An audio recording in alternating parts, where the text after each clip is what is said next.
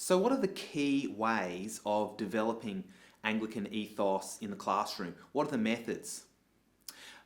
We've come up with three main methods that we think are really important for teachers to think about in their own practice. And they are role modelling, student mentoring, and culture building. So let me unpack each of those just a little bit. Role modelling is the disciplined use of the self. So while you are being authentic to who you are, you also have to discipline that for the well-being and for the good of the student. Teachers do this all the time, as do other professionals. They avoid saying things that they might like to say because they know that it won't be good for the student. Role modelling is really about expressing yourself through your interactions in the classroom, even when teaching's not occurring. These things have an impact on the way students think about what it means to be a person, what it might mean to be a Christian, and what it might mean to be an adult. The second method is student mentoring.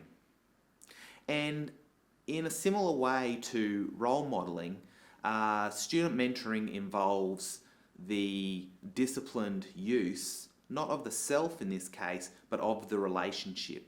Teachers have a relationship with the students, and that relationship can be used to help the student grow and develop in positive ways. So in student mentoring, the teacher is thinking about the relationship they have with the student, with a group of students, and thinking about the individual ways that they might use that relationship in a positive way to help the student develop and grow and think about the Christian faith.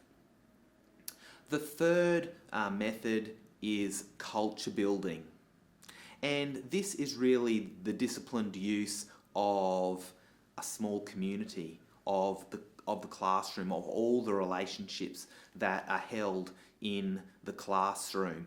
It involves all kinds of things, the rituals and routines that are used every day, the way that students are encouraged to speak to one another, interact with one another, the values that are encouraged and supported in the classroom.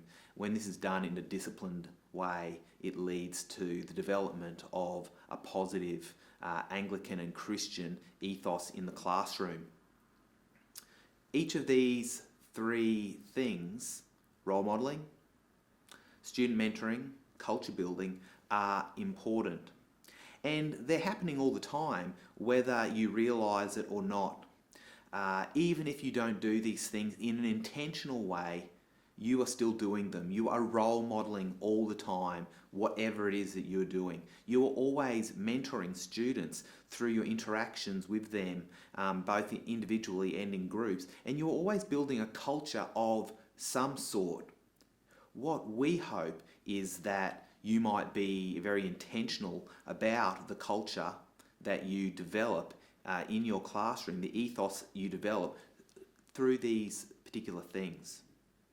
So if you pause for a moment and have a think, what are the personal qualities and characteristics and habits that I would like students in my class to develop?